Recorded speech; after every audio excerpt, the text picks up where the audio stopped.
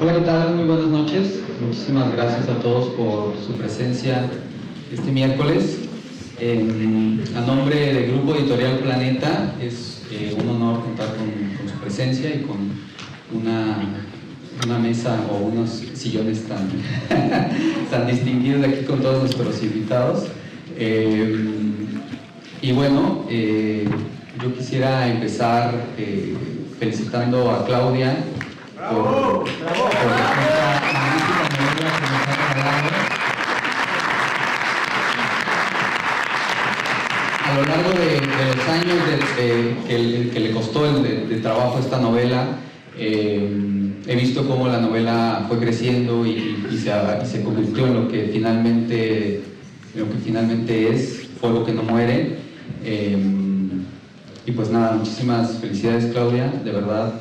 Muchas gracias también por el trayecto, por haberme dejado acompañarte. Y pues bueno, entonces en esta ocasión nos acompañan aquí la primera actriz, Claudia Ramírez, quien nos va a estar ayudando con intervenciones dramatizadas, una lectura dramatizada a lo largo de la charla que vamos a tener a continuación. También nos acompaña el embajador de Italia, muchísimas gracias, Luigi Di Chiara. Muchísimas gracias.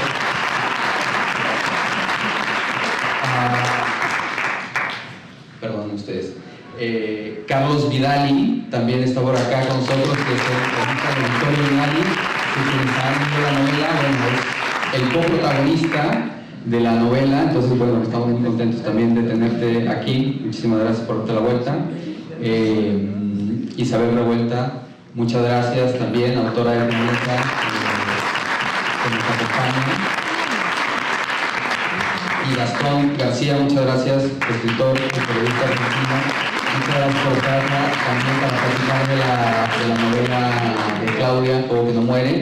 Y bueno, nada más invitarlos a que desde luego compren la novela, la lean y puedan disfrutar de la literatura de Claudia, que es súper atrapante y de verdad no es por haber trabajado con ella y haber editado la novela, pero sí creo que es una visión nueva sobre Tina Modotti, y es una visión también muy entretenida y atrapante sobre la muerte de Tina Modotti y el misterio que envuelve la muerte de Tina Modotti. Entonces, en ese sentido, no se van a encontrar con una novela al uso biográfica de este personaje, sino que lo que ha hecho la pluma de Claudia ha sido pues eso, ¿no?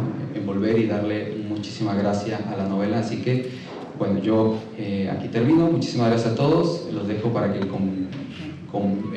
conversen. Gracias.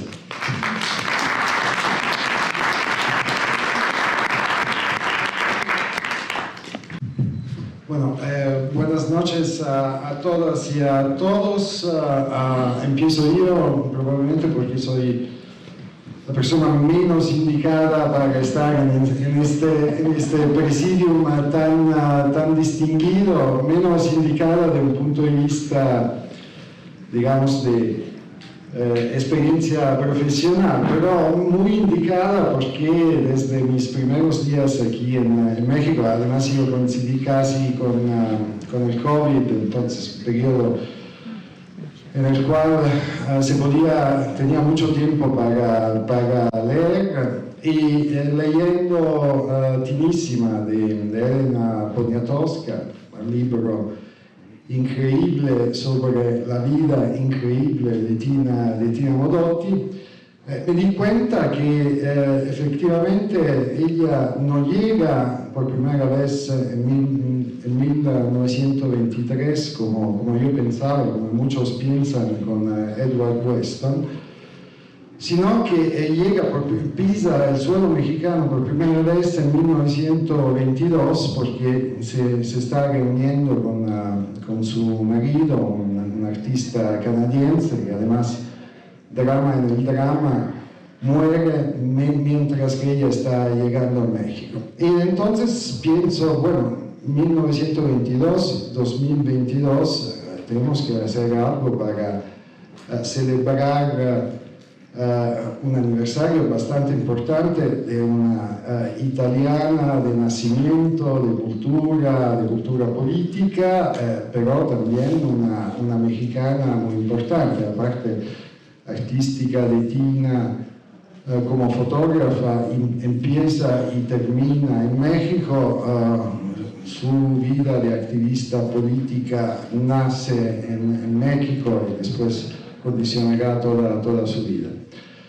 Y bueno, entonces en un periodo en el cual estaba pensando a qué tipo de iniciativas se podían celebrar en 2022, coincido con Claudia en la boda de unos amigos, estamos sentados en la misma mesa y casualmente empiezo a hablar de Tina y descubro que Claudia ya son años que está investigando la vida de Tina y de Vittorio Vidali y está elaborando la novela que presentamos esta noche. Entonces fue una discusión muy interesante porque además yo de absolute beginner aprendí muchos hechos, muchos detalles sobre la vida, sobre todo de Vittorio Vidali, que es un personaje político que yo conocía como senador del Partido Comunista Italiano desde muy pequeño yo.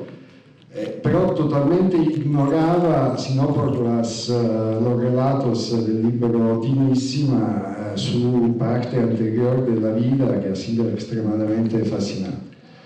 Y entonces empieza también un poco una colaboración con Claudia, porque después hemos hecho cosas juntos. Acabamos hace un mes de inaugurar una bellísima exposición de la obra fotográfica de Tina Modotti que está en el Museo Casa Natal de Diego Rivera en Guanajuato. En aquella ocasión también hicimos una antepresentación del libro.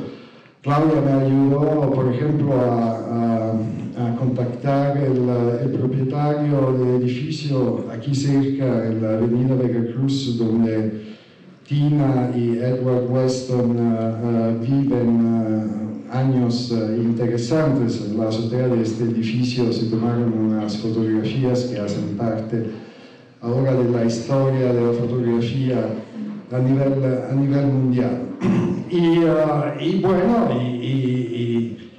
y me apasioné con esta novela que yo creo es muy interesante, no solamente por la investigación que está detrás sobre la vida de Tina Modotti, sino también porque da mucha información sobre Vittorio Vidali, que es una figura igualmente importante. Estamos hablando de dos personas que han atravesado eventos y momentos muy importantes de la primera parte del siglo pasado, que son momentos definitorios también por nuestras sociedades actuales, y lo han atravesado como protagonistas. Vittorio Vidali, simplemente pensar a la organización de la Brigada Internacional durante la Guerra Civil Española, toda su acción con el socorro rojo de la Unión Soviética. Entonces, yo creo que es una novela que va a interesar tanto gente que ya está informada sobre la vida de Tina y Vittorio, como un público más joven que puede encontrar en este libro un punto inicial para empezar una investigación sobre también un periodo extremadamente interesante de México, los años 20, el muralismo mexicano. Tina y Vittorio están en relación estrecha con Vasconcelos, Siqueiros, Orozco, Dr. Atlas, son nombres verdaderamente muy importantes que han definido la historia del arte, el activismo político en este país. Y entonces, nada, grandísimo placer en estar aquí con vosotras y vosotros compartiendo la presentación de este libro como un evento más para celebrar el centenario de la llegada por primera vez de Tina a México. Y bueno, y muchísimas felicidades y deseos de éxito para este libro y para su escritora Claudia Marcuchetti. Muchas gracias.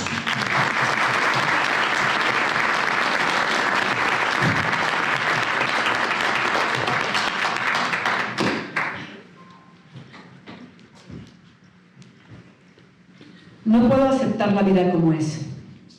Es demasiado caótica, demasiado inconsciente.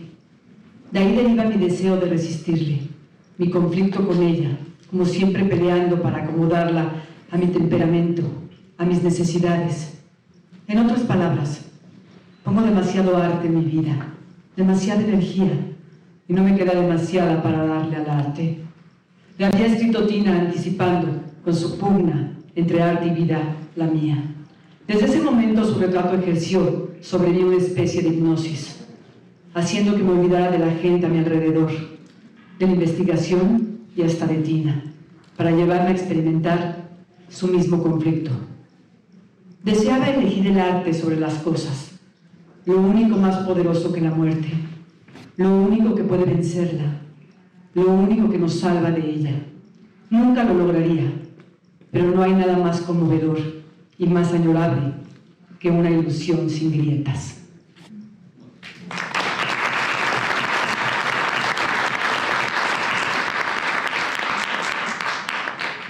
¿Qué tal? ¿Cómo están? Buenas noches, Claudia. Muchísimas gracias por la invitación, pero sobre todo muchísimas gracias por lo que me hiciste gozar con lo que leí, porque tu novela es esas novelas que están hechas de lo que más me apasiona y lo que más me gusta, que es la historia. Es un deleite, es una investigación que hiciste que yo como historiadora no puedo más que darte las gracias. Soy una profunda admiradora de la novela histórica y sin embargo esta novela, te quiero confesar que me gusta mucho más por la historia. No sé, no sabía si decírtelo o no, pero me parecía muy importante porque el rigor académico es algo que hace muchísima falta y te voy a explicar por qué me parece conveniente. Quiero rapidísimamente leer una nota que a mí me parece muy importante como historiadora, como lo que trabajamos son las vidas de otros, las historias con minúscula de otros que han estado antes en esto que es el devenir de lo que somos. Al mirar al pasado, al lugar en él, tenemos que estar dispuestos a mancharnos hasta el cuello. Lo terrible y lo sublime se mezclan en un cuadro que contemplamos con la única misión de explicarlo. No se trata de recoger lo más exquisito y desprendernos de lo grosero, de lo tosco, de los hombres y mujeres y sus conflictos. Los que sirven la historia sobre vajillas de plata y manteles blancos están pateando por debajo de la mesa a los hombres y mujeres de carne y hueso que reclaman su sitio. Pablo Escalante Gonzalo, un profesor al que admiro muchísimo y un gran escritor e historiador. Tú pones un plato perfecto a la mesa para el lector, para el historiador, porque lo que nos hace reflexionar es ese siglo XX tan aciago, tan complejo, tan importante, que define eso que somos los mexicanos. Y cada vez que yo empiezo a leer ese siglo XX y empecé a leer tu novela, y cada vez que recuerdo a Siqueiros con esos brazos abiertos del mexicano buscándose un rostro, el rostro todavía está por definirse, pero justamente esos años en los que llega Tina, esos años en los que protagoniza también Vittorio, está teniendo contacto con todos aquellos que tejieron, que hilvanaron muchísimo de ese rostro que 100 años después, 80 años después, estamos heredando los mexicanos actuales. Pero sobre todo, no quiero extenderme muchísimo porque se las voy a echar a perder, pero es apasionante. La historia es eso, la historia es trepidante, es de lo que estamos hechos. Todo aquel que les diga que la historia es aburrida es porque se las contaron mal. Claudia lo cuenta fantásticamente bien. De verdad, son de esas novelas que se te van muy rápido. El tema policíaco es un elemento que vas a tener muchísimo público joven, porque justamente hay que contar bien la historia y hay que buscar maneras de divulgarla. Tina recuerda también mis orígenes, ese México que también muchos de los que estamos aquí traemos un bagaje de otros que también lucharon por unos ideales, y me refiero a los republicanos, me refiero a ese abuelo mío, a esa abuela mía que llegaron con una mano adelante y otra atrás, pero con una grandísima determinación. Y ver mis álbumes y ver el Orinoco y ver que lo primero que vinieron a visitar fue las pirámides de Teotihuacán, no dejo de pensar en algo que tenía Tina, que tenía Vittorio y que tienen todas aquellas mujeres. Me decanto por las mujeres porque ha sido, tú sabes, mi área de investigación y de trabajo de los últimos años. Algo que me parece importante enfatizar: la determinación. Esa determinación que quizá hoy no está tan visible en personajes, en políticos, en artistas. Yo me atrevo a pensar que esas generaciones de verdad morían con esa determinación, esas convicciones, y eso que ha dejado sangre, sudor, lágrimas, gloria en la historia. Y tú los haces tan humanos, tan de carne y hueso. No pateas esto que decía Pablo Escalante Gonzalo, no pateas la realidad de sus vidas. Por eso es que lo disfruté tanto, lo recomiendo muchísimo. Es un libro para leer de corridito, es para desvelarse, es una especie de serie de Netflix, pero libro. Entonces me parece que estás maravillosa en esta competencia que estamos en el contar historias, porque cuentas una historia fantástica.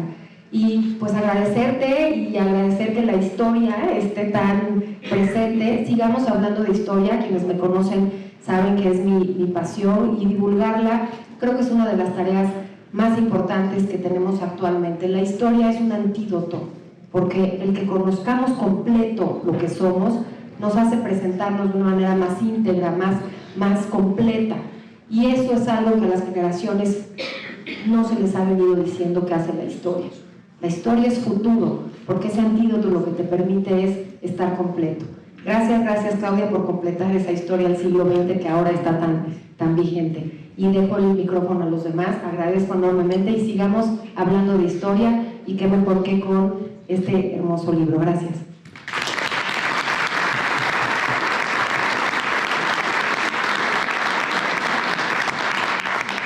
Tomar fotografías era una manera de narrar historias, al igual que las novelas lo hacen con las letras.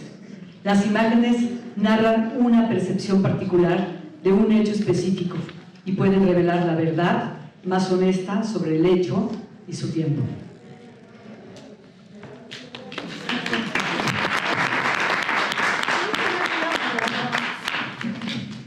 Yo escribí un texto porque Clau me mandó una escaleta y orden del día para esta presentación, entonces no quería que me regañara pasándome de tiempo.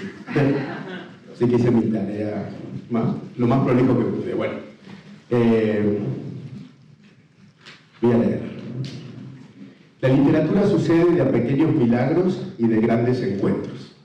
La luz de la mañana sobre una hoja en blanco, el gato inquieto y sabio que interrumpe una mala frase, ese lector que se topa, lejos en países y en años, con la historia de su vida y otros muchos encuentros. Pero de todos los milagros posibles, hay uno que es el más difícil de reconocer, a la vez que es el más sublime y maravilloso. Ocurre poco, pero cuando ocurre, parece que todo cobra sentido. La obra y la escritura. La literatura respira hondo y el gato, por fin, se regresa a dormir a su cama. Me refiero a ese momento indescriptible de cuando los personajes, esos seres rebeldes, inquietos, esquivos como cualquier animal, se encuentran con el autor, con la autora. No todos los escritores pueden recordar el momento preciso, el instante claro en el que el personaje de su historia se les planta un día de frente y les dice: acá estoy. A veces están solos, a veces vienen acompañados, a veces en multitud. Casi siempre estos personajes que llegan al encuentro son como espectros bicéfalos. Por un lado, con una cara de felicidad, esa felicidad de cualquier encuentro, esos abrazos que traen y cargan un costal lleno de piedritas que son parte de su vida, de su historia, que nos ofrecen generosos para que las ordenemos y contemos a los demás su historia. Por el otro, portan los ojos del migrante que llega a un país nuevo buscando cobijo y refugio. Así aparecen los personajes. A veces en el entresueño, en un vagón de un tren cualquier tierra olvidada, en la espera del dentista, mientras suena la alerta sísmica, o en el eco de una canción que se canta en la montaña, o más peligrosamente, en el espejo.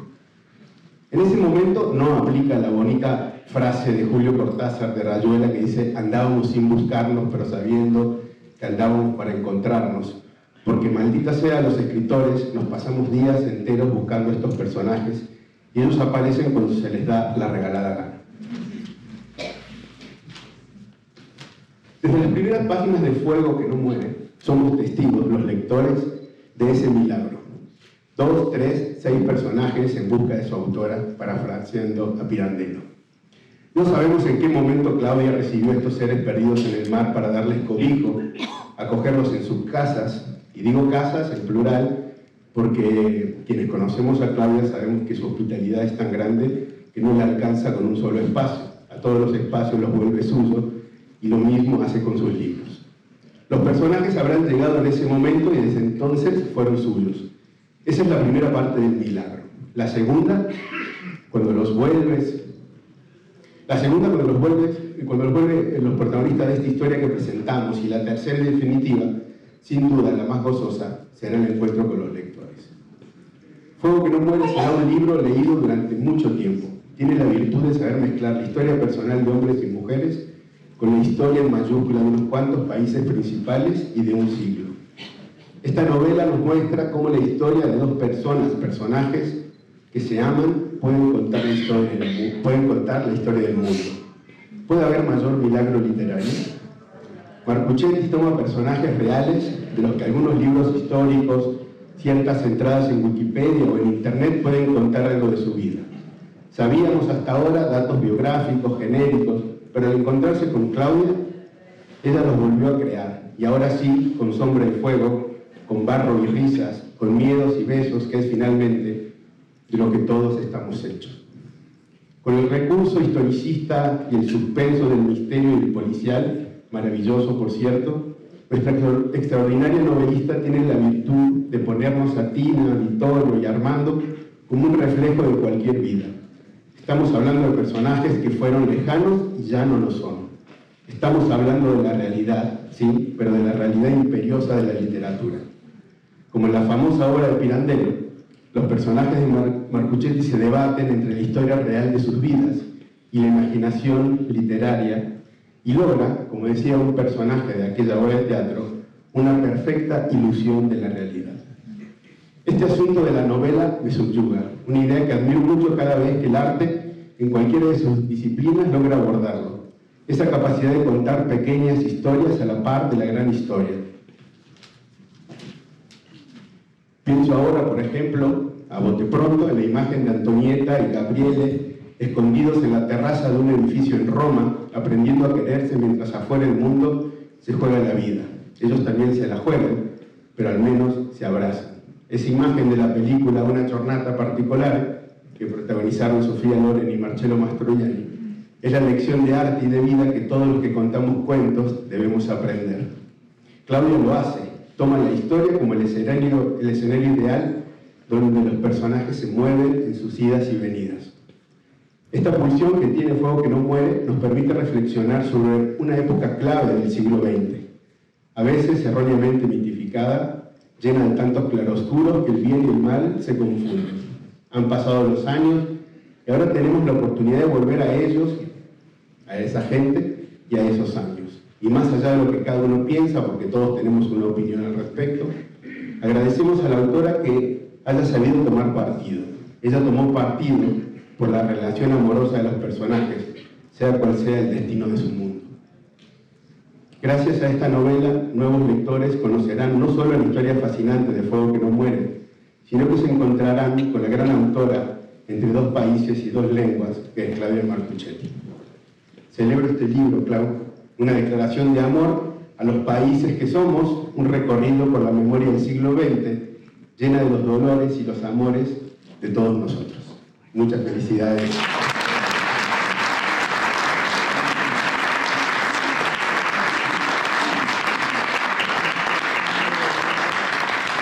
Hoy no puedo estar más feliz.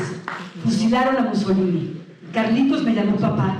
La bandera roja ondea por fin sobre el Reichstag. Llevé por primera vez a mi hijo al parque. Alemania le siguió a Italia, rindiéndose incondicionalmente a las fuerzas aliadas. Al escuchar en la radio esa última noticia, Vittorio se había levantado, llevando su puño al cielo en señal de victoria antes de tomar en brazos a Carlitos, que estaba jugando sobre el tapete a sus pies para bailar con él alrededor del escritorio. Estaba tan feliz que después de unas cuantas piruetas con su hijo, lo depositó en el suelo y se puso a escribirle una carta que recordará ese histórico momento. Que para ustedes la vida será vida, lucha que refuerza las ganas de vivir, un futuro luminoso, felicidad. Terminó sintiendo que era el padre de ese niño suyo, pero también de toda una generación, y por eso, y por ella, había llegado la hora de actuar. Era hora de construir un nuevo país y una nueva vida, libre de fascismo y con una familia tan amorosa como la suya. La posteridad necesitaba ánimos. No había más tiempo que perder.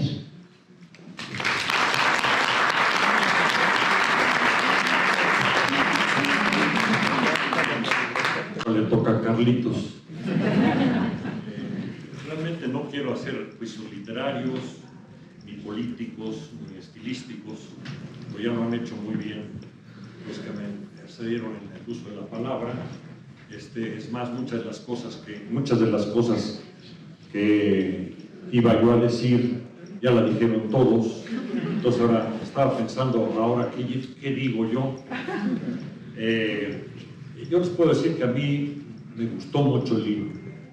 Me gustó mucho el libro por algunas cosas que se mencionaron aquí, porque humaniza la vida de dos personajes míticos que estaban en la literatura, que estaban en las autobiografías, que estaban, digamos, de alguna manera anquilosados en ciertos clichés. Y creo que por primera vez, por lo menos en lo que se refiere a mi perspectiva personal, logro ver a un Vittorio Vidali, a un comandante Carlos, a mi papá en acción. Esta mención que se hace de la carta y la creación que hace Claudia de que mi papá estaba feliz, brincando y muy contento de que se hubiera ganado la guerra, me pone ahí a su alrededor, pues es una fantasía histórica, pero muy probablemente fue así, muy probablemente eso sucedió. Y como eso, muchas otras cosas que yo estoy seguro que Claudia se pasó muchas horas imaginando en los distintos escenarios de cómo se puede haber dado la relación de mi papá y Tina Modotti, o la relación de mi papá con mi mamá, o las cosas que realmente salen en el libro y que resultan muy interesantes desde el punto de vista personal. Creo que por otra parte el rigor académico, prácticamente académico, que siguió Claudia para escribir el libro, y la forma de conectar los distintos aspectos de la vida de estos dos personajes tan importantes, es muy interesante. Es la primera vez que se logra hacer esto. Varias veces ha habido el intento de hacer películas sobre la vida de Tina Modotti, sobre la relación con mi papá. El primer intento, por ejemplo, fue de Gabriel Figueroa con Elena Poniatowska, que le pidió hacer un guión para una película sobre Tina Modotti, y acabó siendo el libro Tinísima. En este caso, seguramente Claudia lo va a contar, también hubo un director de cine que le platicó a ella la posibilidad de hacer esta película y resultó una película imposible, y ahora ella ha logrado, a través de todo el trabajo muy importante, desde 2009 creo que está trabajando sobre esto, de este trabajo, logró plasmar prácticamente el guión de una serie de Netflix, por ponerlo muy directamente, ¿no? Creo que ha logrado buscaba yo una palabra, se me ocurrió tropicalizar la vida de estos personajes, actualizarla, ponerla en el papel para que los jóvenes y para que todo el mundo entienda la lucha muy importante que dieron Tina y Vittorio por lograr un mundo mejor para las clases trabajadoras del mundo. Nunca se enriquecieron, nunca mintieron, nunca hicieron nada que no fuera acorde con sus ideales y estaban dispuestos en todo momento a morir por sus ideales. Eso ya no lo vemos actualmente. Actualmente hay una miseria de ideas, hay una miseria de ideales, hay una miseria de liderazgo a nivel mundial y ellos, Tina y Vittorio, fueron una generación que realmente luchó de una manera denodada y que logró de alguna manera la derrota del nazifascismo, que ahora, después de 80 años, haya una relativa paz en el mundo.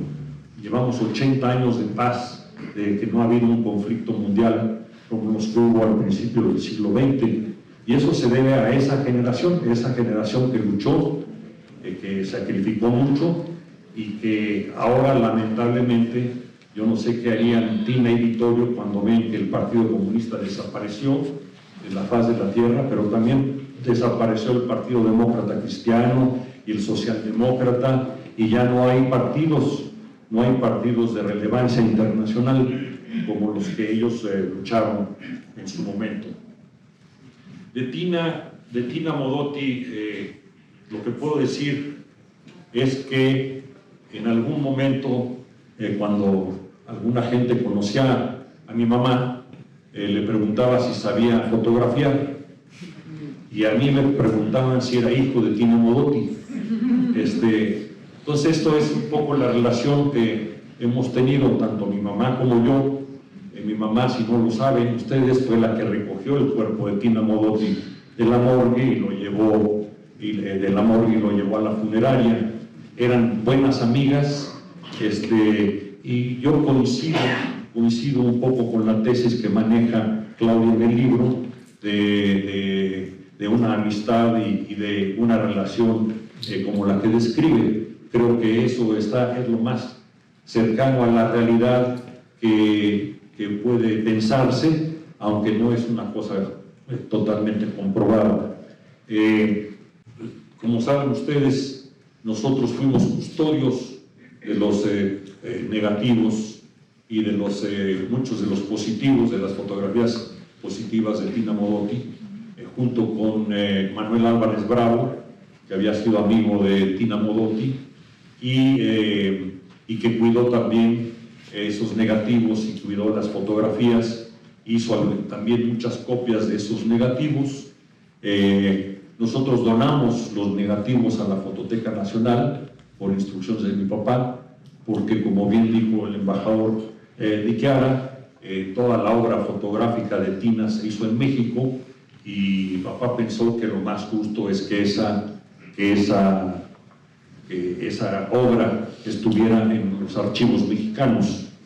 Por otra parte, también yo me dediqué a desarrollar un mercado para la fotografía que en su momento era bastante pequeño, bastante poco reconocido, y gracias a que gradualmente se fueron vendiendo muchos de los positivos de Tina Modotti, se fue creando un mercado para las fotografías de Tina Modotti, que en algún momento inclusive superaron en valor a las de Edward Weston, que había sido su maestro.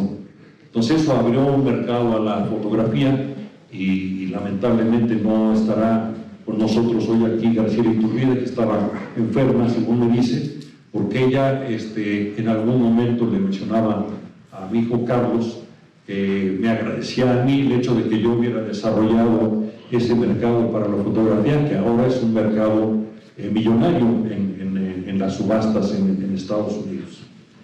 Con eso termino mis comentarios.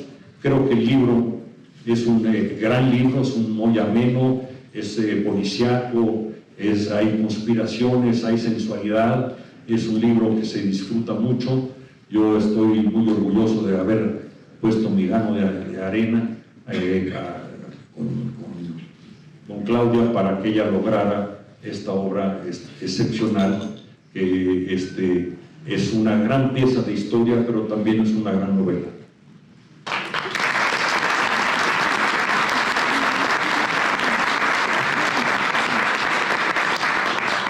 Cuando recibió su pesada Graflex, pidió quedarse a solas con él. Era la última vez que vería el cuerpo que había amado con tanta pasión. Pero en lugar de pensar en todo lo que habían compartido durante su corto y fogoso romance, se concentró en plasmar tan solo un recuerdo. No del pasado, ni de los muchos momentos que nunca olvidaría, sino de ese preciso instante en el que Julio aparecía al fin en paz, como si se hubiese quedado dormido después de una noche juntos, y su rostro hubiese adquirido el aspecto angelical de un querubín de rizos morenos, con su sonrisa más dulce y su pelo revuelto. Descansaba ahora como nunca antes lo había hecho. ¡Qué consuelo!, pensó Tina al mirarlo a través de sus ojos hinchados por el llanto y el desvelo.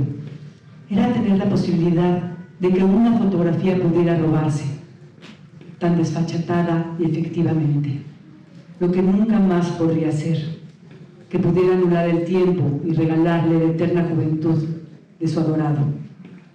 Tina se asomó a la mirilla de la cámara, después de besar la boca helada de su adorado. Tina se asomó, después de besar la boca helada que tantas veces había acogido, otrora mórbida y ardiente a la suya, y lo decretó. Esa fotografía sería su único recordatorio de una muerte que repudiaría hasta resultar insensible a los ojos de los demás.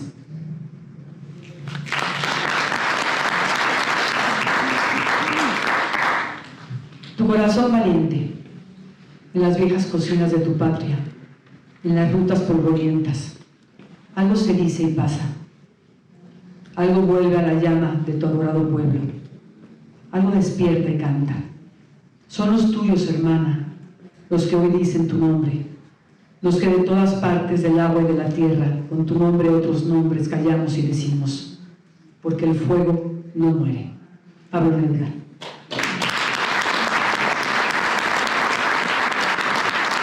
Bueno, muchísimas gracias, Claudia, por tu lectura, por venir a este podio a participar.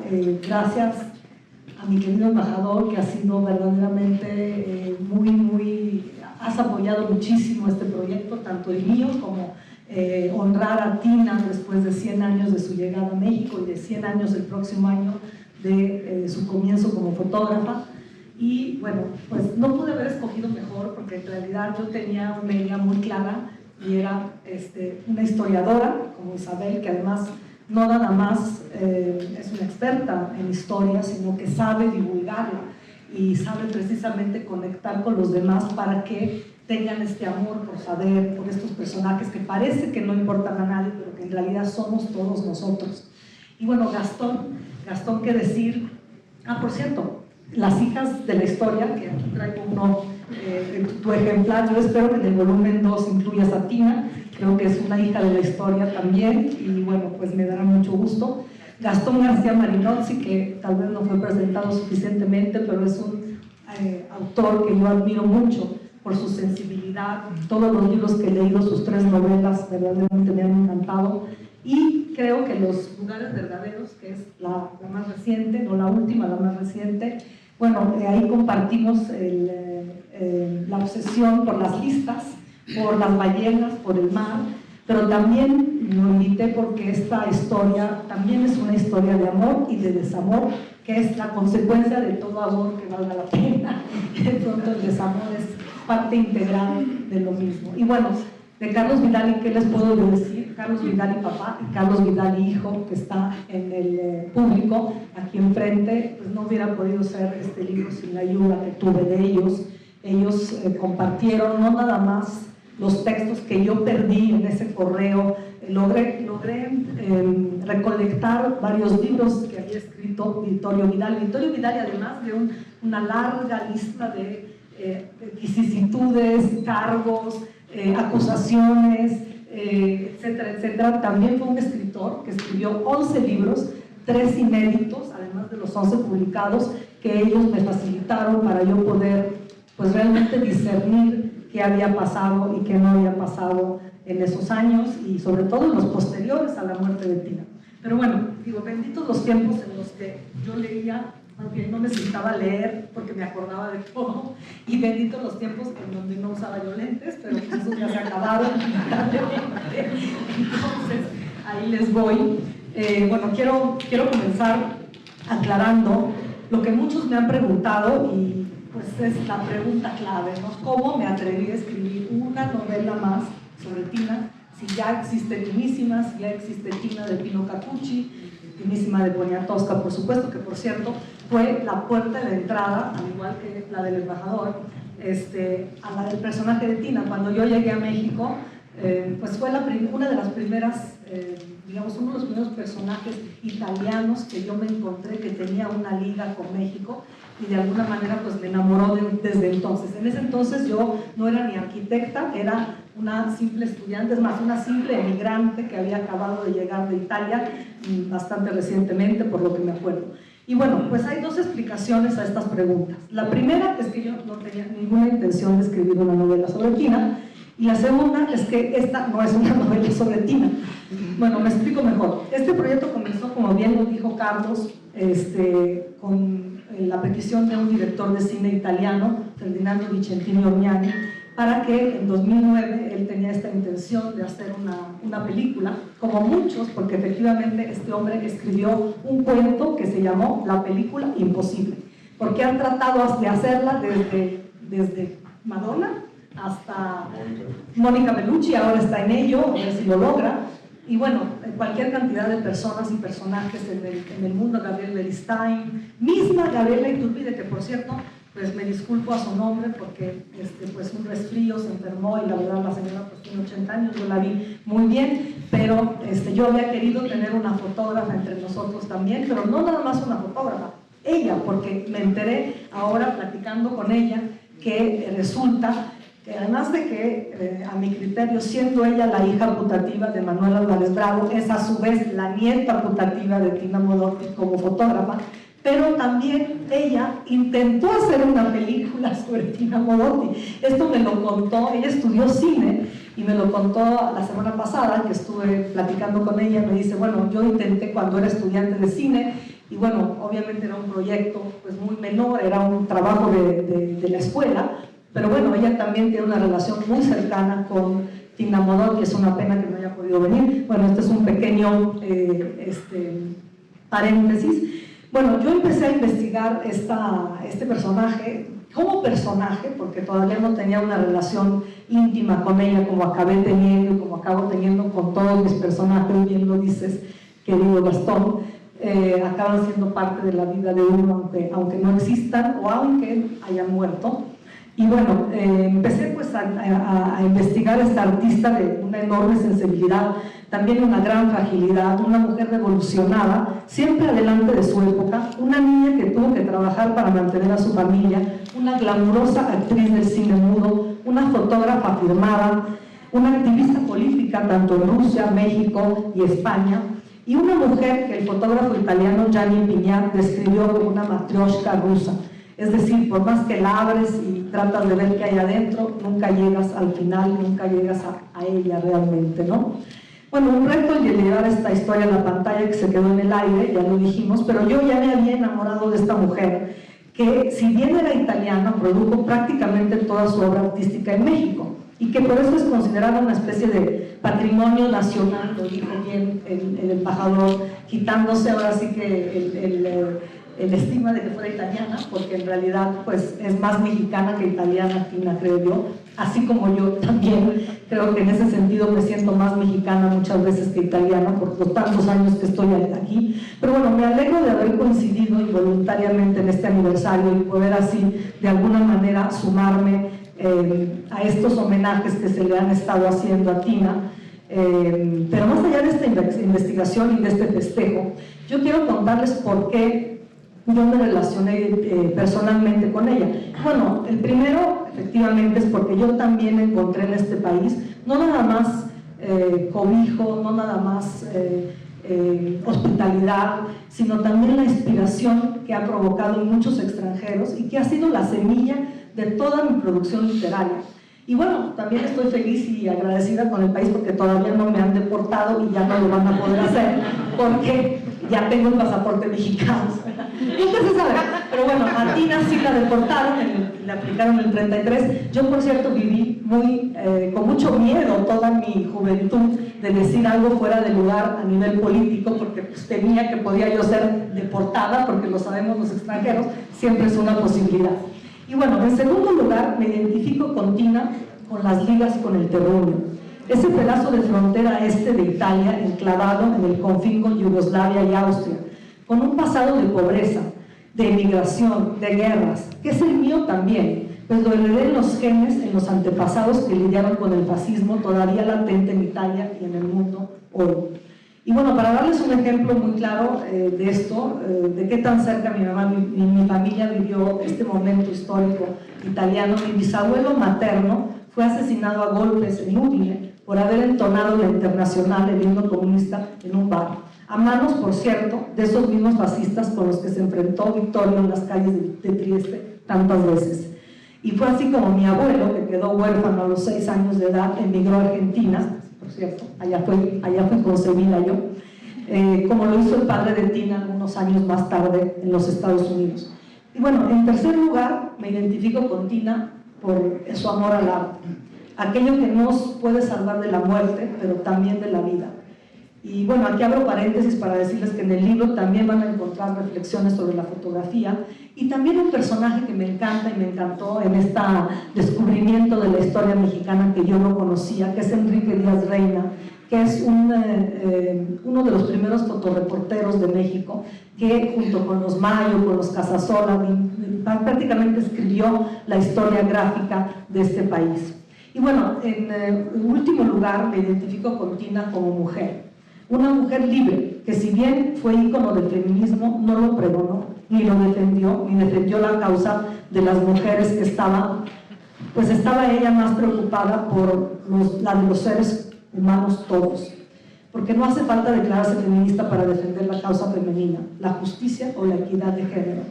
Yo creo que hay que ser una misma, una mujer independiente desde cualquier perspectiva, como definió, por cierto, Vittorio a Tina en la entrevista que le hizo Elena en 1981 y que ella me compartió.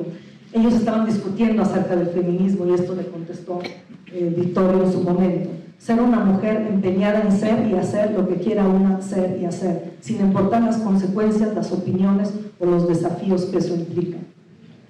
En mi investigación también encontré a Vittorio, un verdadero personaje de novela, un hombre intenso, controversial, misterioso, con una fuerza y personalidad extraordinarias, pero sobre todo con un hombre que más allá del bien y del mal persiguió sus ideales de justicia social hasta sus últimos días, muriendo a los 83 años en su cama. Después de muchas vicisitudes, puestos políticos y, como dijimos, bueno, les puedo hacer una lista desde ardito rojo en Italia, prófugo en Argelia, sindicalista en los Estados Unidos, representante del Comintern en México, comisario político en la Unión Soviética, comandante Carlos, fundador del 5º Regimiento de la Guerra Civil Española, exiliado y apestado de vuelta en México, presidente del Partido Comunista del Territorio Libre de Trieste en la posguerra, estalinista hasta la muerte de Stalin, diputado y senador en el Parlamento y Senado italiano y escritor de 11 libros de una calidad literaria que Claudio Magris aplaudió. Así que bueno, pues como ven, un personaje que desvió un poco mi mirada de nada más la mirada de Tina y bueno, pues quise honrar todas estas digamos, personalidades que hay dentro de este personaje, pero también fue un hombre que fue acusado de estar detrás de muchos asesinatos, desde el de Julio Antonio Mella, amante de Tina y uno de los fundadores del Partido Comunista, por cierto, que intentó lo que Fidel Castro hizo años después de tomar la isla desde México y que murió en la calle Abraham González, aquí en la Ciudad de México.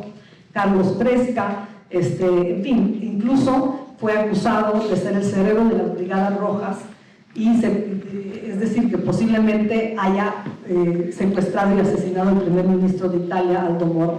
Y claro, también fue acusado de matar a Tina. Todos estos elementos existieron es más, existen en algunos casos todavía hoy, que tengo amigos que llegan a decirme, bueno, a ver, mató a Tina, hizo esto. Y bueno, obviamente yo como curiosa que soy, como imaginativa que soy, tenía que averiguar qué había detrás de este hombre tan complejo, tan difícil de discernir, ¿no? Porque lo era. Y bueno, un hombre que, por cierto, cuando Hugh Thomas, el historiador británico, le conté de este proyecto, me dijo, es que tu personaje no es Tina, tu personaje es Vittorio, y si cuentas la historia de Vittorio, vas a contar la historia del comunismo en el mundo. Entonces fue que me di cuenta que la historia de Tina le faltaba una parte importante. Por un lado, ahondar efectivamente en qué le había sucedido a su muerte, pero también saber qué pasó después de esa muerte y qué fue de Vidali sin ella y en relación a ella. Así que mi novela comienza donde termina Tinísima, es decir, comienza con la muerte de Tina, vista a través de los ojos, por cierto, de mi otro protagonista, un joven que se encuentra con Tina en la morgue, y como es la primera mujer que ve desnuda y él es un tipo fantasioso, caliente, por decirlo de otra forma, aspirante fotógrafo, claro, se la pasa masturbándose con las fotos de Tina, ¿verdad? Porque pues, sí que era muy guapa. Pero bueno, este es un pequeño paréntesis sensual, como dijo aquí nuestro querido Carlos. Y bueno, también era lector de novelas policíacas y se obsesionó con ella y con descubrir la verdad. Es un poco el protofan de Tina, ¿no? Esta digamos, gran ola de fans que tiene Tina y que ha llegado a tener Tina, y es la razón por la que su obra hoy se cotiza en lo que se cotiza, y pues la manera en que ella sigue siendo recordada. Tenemos a una Mónica Bellucci posiblemente actuando y representándola ahora mismo, y nosotros seguimos hablando de ella hoy, a pesar de que tal vez a muchos no les interese demasiado, pero yo tomé el riesgo de escribir una novela más de Tina porque creo que es un personaje que todavía da mucho que decir, al igual por supuesto que Vittorio, que fue un poco, uno fue el apuntalamiento del otro, ¿no? Poder contar la historia de los dos juntos.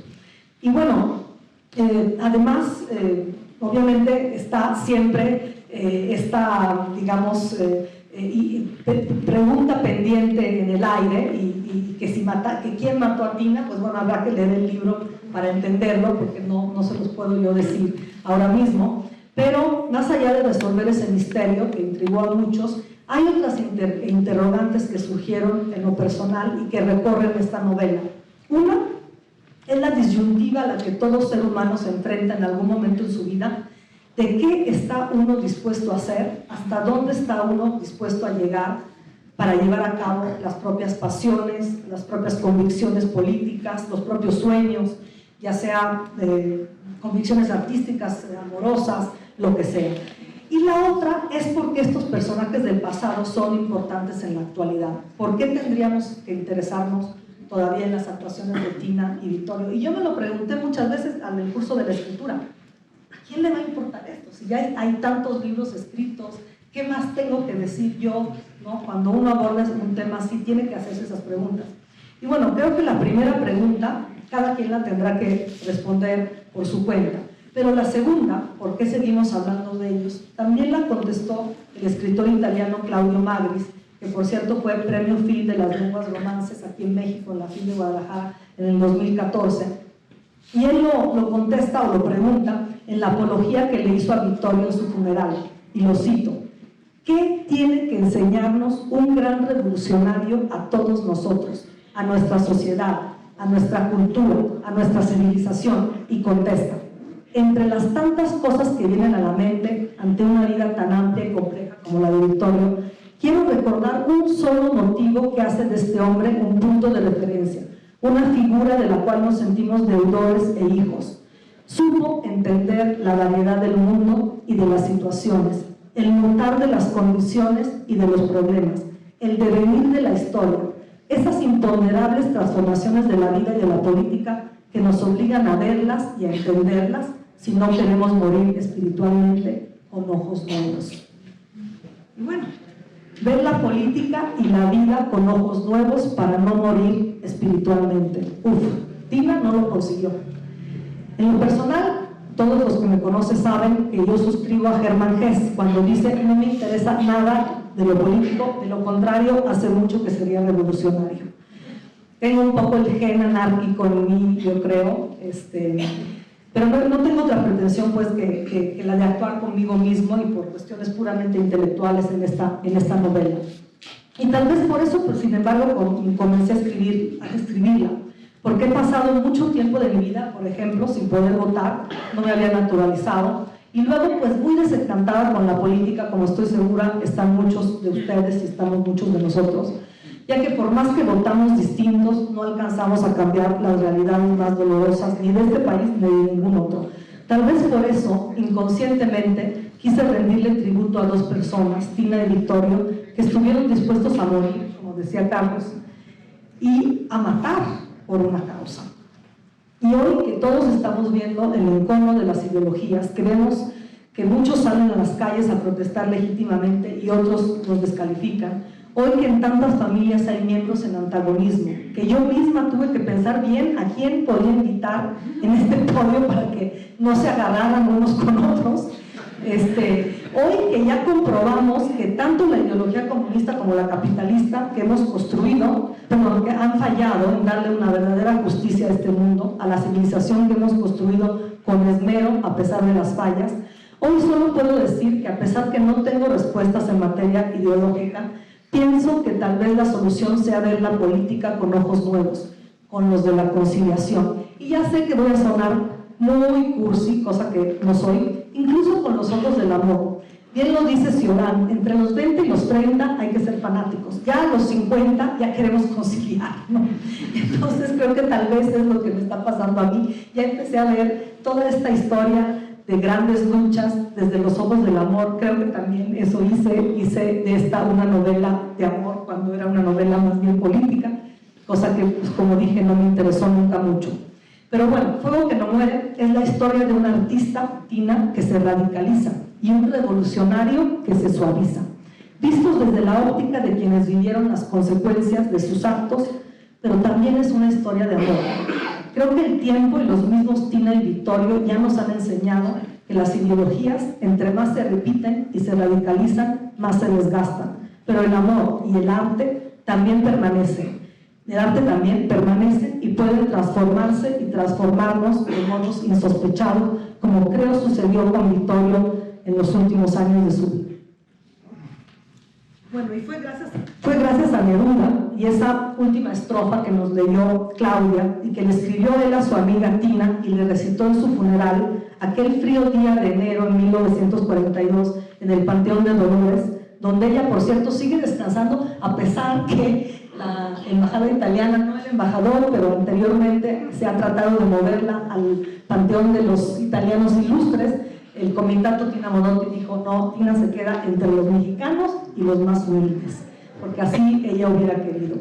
Y bueno, Fuego que no muere me devuelve la esperanza de que el fuego que enciende la humanidad no muera, y con él tampoco la pasión revolucionaria, pero con esto entiendo la necesidad del mundo de evolucionar pacíficamente hacia un mejor futuro, con más equidad y más oportunidades y mejores para todos. La esperanza que tampoco muera nunca la sed de justicia que me llevó a escribir esta novela, que tantas acusaciones había causado a muchos de sus personajes, y bueno, que la pasión amorosa que a veces en estos 50 se nos escapa un poco, que tampoco muera nunca. Y bueno, espero y deseo que nuestro fuego interno nunca muera y que el amor y el arte, las mejores manifestaciones del ser humano, gracias a las cuales vemos lo mismo, pero con ojos nuevos, no se nos acaben jamás. Antes de invitarlos a tomar una copa de un vino italiano que nos obsequió Viparmex, Vinos para México, que es un distribuidor que entrega a todo el país, por cierto, voy a hacer el comercial porque nos están patrocinando. Hay vino por cortesía de esta distribución y del embajador.